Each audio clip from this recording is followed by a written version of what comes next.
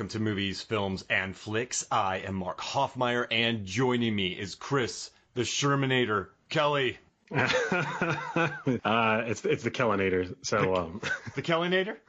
The Kellinator. I remember you used to walk around on film sets. Hey, Chris Kelly. No, it's a Kellinator. And we're like, what? Yeah, it's a Kellinator, like Sherminator from the 1999 film American Pie. Yeah, you didn't notice how I'm walking around stiffly and then turning my head without moving my body? And then someone went, hey, wouldn't that be from the Terminator? Didn't the Sherminator take that from the Terminator? And you went, shut up. So no, man. No. The Terminator went in the future, take it from me, to go back to do the Terminator. What? I thought it was originally called the Killinator, but they figured that sounded a little bit too rough. Terminator just sounds like, although the word terminate is a lot more brutal sounding, but it sounded cooler. Well, sometimes the most obvious, it's a Terminator, he's going to terminate things. But if you watch a movie called The Kellinator, you don't expect things to be terminated. No, it's that weird Y in the middle of it. I think that kind of throws folks off, too. If you go to a movie called The Terminator and nothing is terminated, you wouldn't enjoy it. No, I don't know what you would expect if you're going to see a movie called Terminator and it was like, men at work. I'm not quite sure how you would really respond to that. Be like, man, Charlie Sheen was hilarious in that movie. Why was he in a thing called The Terminator? I was joking that it could be something like Kramer versus Kramer, but there are divorce lawyers and people who terminate relationships. Wow. Chris, I'm really enjoying this. It's kind of random. You and I backed into an unwitting series here at Movies, Films, and Flicks. That we did. I mean, originally it was when we were for the Final Fights, you had asked me what I wanted to do, and I immediately shot out Rocky. And I love the Rocky franchise. But then moving on to that, it's like, well, yeah, I also really like American Pie. And then you shot me a text message that said, hey, Kellinator, what do you think of American Pie? And I said, I like American Pie. So, bam, we got them both going on. What's next? Are we going to do the Leprechaun franchise? Oh, yeah, I'm in. And I also love it, too, that you and I have been tackling on 1999 movies, too. So we had Detroit Rock City. We've covered Election. Also, I wouldn't say this is around that time, but we also did Out Cold and Role Models. So we're covering these PG-13, well, Out Cold should be R, but we're covering these PG-13 R-rated comedy that are kind of like raunchy comedies, I would say is the name for it, right? Yeah, and they were all really big they were big in the 80s as well. They became really big in the 90s, late 90s, early 2000s as well. So I would say that these are all within the same realm. Maybe they're the same ballpark as one another. So I can see why they would easily go together. They complement one another. And I gotta, what's interesting here is in 1999, 10 Things I Hate About You, American Pie, Varsity Blues, She's All That, Never Been Kissed, Jawbreaker, Cruel Intentions, Election, Idle Hands, The Wood, Dick, Detroit Rock City, and Drive Me Crazy were released. That's a lot of teenage comedies. And I was working. I think we covered half of those on your podcast. And I was working in a movie theater at the time, and I just remember when watching Election, having my mind blown from it. Detroit Rock City was in and out of the theaters, but American Pie. This movie was a legitimate blockbuster. So the first one, with inflation, it made $189 million just domestically. And then the second one, which we'll get to, made $240. The third one, $162 million, and American Reunion made $65 million. However, these movies domestically, let's see.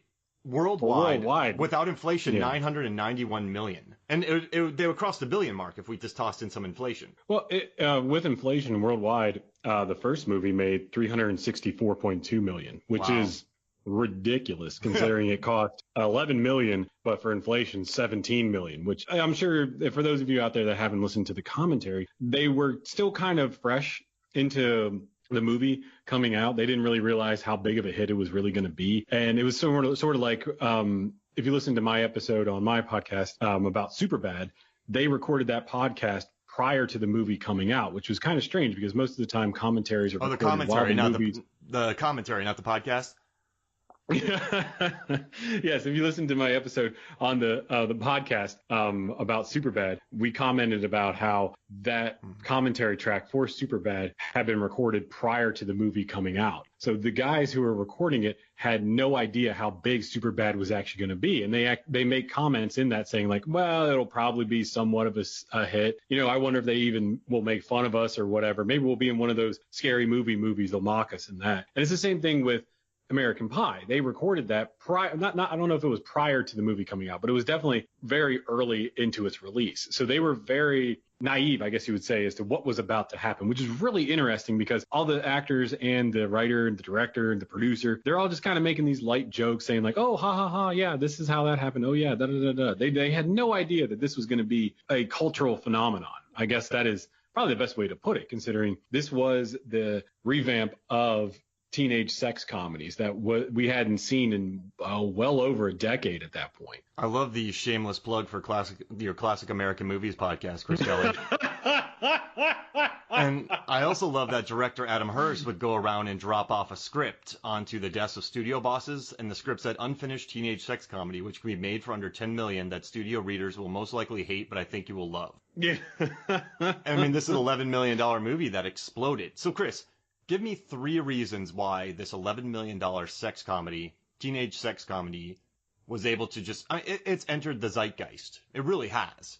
I mean, Stifler's mom, and MILF, and the pie bit, and, you know, Suck Me Beautiful, and other lines that we don't want to use. I mean, this movie, working in a theater, this movie just kept filling up. People just kept watching this movie. Kids kept trying to sneak in, buy a ticket for a PG-13 movie, sneak into this movie. Give me 3 reasons why this movie became a blockbuster. I would say timing is definitely the number one thing. It came out on July 9th, which was right after the 4th of July weekend. So the target audience was those who are going to go into their senior year, because this movie is about a bunch of seniors. So your target audience was the group of seniors, people who were about to be seniors, and it was stuff that they were probably thinking about, and also things that they did do. Also, I think that the humor, another thing would be the humor. The humor was something that hadn't really been fresh. I think one reviewer that I read compared this to Porky's, and this was kind of like the 90s Porky's. So everyone really liked that movie. We needed to have another one, and it was perfectly laid into it. Also, we had fresh faces Jason Biggs and Tara Reid were kind of known at the time. Thomas Ian Nicholas. Also, Mina Suvari, I believe. No, wait, not Mina Suvari. Allison Hannigan was a name in the commercial world. And also, we can't forget about Stifler's mom, who was a massive name in the comedy world. But she didn't really sell the movie. It was more relied on the gross out humor. But I would say the humor was definitely number 2 as well. It was just all those things that it's kind of like when the older guy would tell you a joke when you were younger that you were thinking, oh my God, that's the funniest thing ever. I can't believe no one has ever thought of that. And then it turns out that was just a regular old recycled joke. But the humor was definitely number 1. Timing was definitely number 1. Humor was number 2. Number 3, I think it's just a movie that every adult male, well, not an adult male, I'm sorry, but like a teenage male could probably relate to. It has a lot of that slapstick, goofy, sexual humor that's all kind of like funny, like ha ha ha, oh, we seen boobs, ha ha ha, stuff like that. But I think those 3 things really did sell it, and the fact that it was written by a guy who was 27 at the time really kind of helped it out. I think if it was written by somebody who was 35, it probably wouldn't have worked too well. But the fact that the guy was a lot, he was still kind of that age. He was of the high school, college-aged humor. And I think that really pushed it along really well. And it's just those little gags that happen throughout it as well. It's just, with the pale ale, and then you have Jim broadcasting Nadia around on the internet. And it's the infancy of the internet and the mistakes that you can make. And the webcams. The webcams, which was interesting because that was pretty high-tech stuff for 1999. Yeah, that was pretty good bandwidth, I remember seeing right? that scene. Yeah, that's pretty good. It was pretty good image too, considering the timing. They still had dial-up, I believe. So it was kind of like, Not only that, well, another thing that may have helped it, I'm not 100% sure on this, but due to it actually coming out well, at the time that it did, it really didn't have much competition, to be honest with you. Its stiffest competition would have been Lake Placid and possibly Eyes Wide Shut, but I don't think Eyes Wide Shut wasn't really that big. But it really didn't have too much competition wise in the theaters. Yeah, I guess you look at all the stacked movies that were released July, August of that year. This kind of stuck out as the R-rated teenager sex comedy. So kids, they didn't really want to go see Eyes Wide Shut. They didn't really go, the kids who didn't want to go see Sixth Sense went and watched this.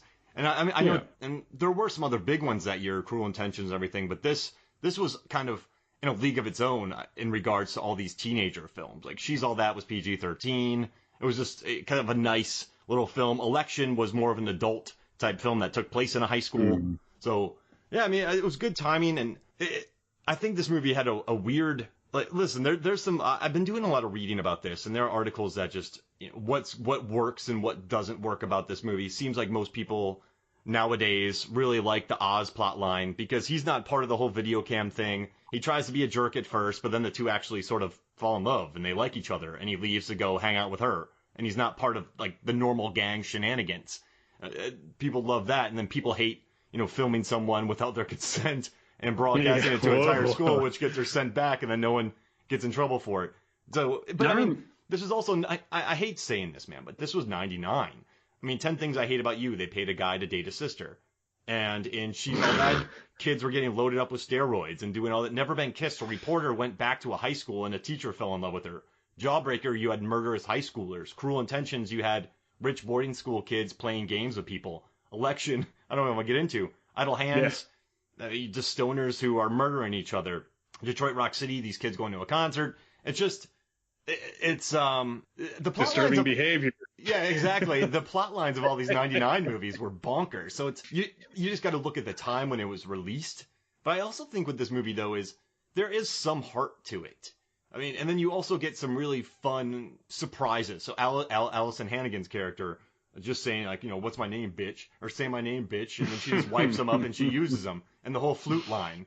And then you get Jim, his escapades twice in his room. And then you get the not weird, but you get the almost soft, nice moments, like the amicable breakup between Kevin and Vicky. Then you get the nice scene on the dock with Oz and Heather. There's some heart to it too. So it's not a movie that, like, Porky's didn't have the heart of this, I would say. No, definitely not. The Porky's was just Porky's. But God. But it's a weird movie that it did blend heart with a raunch.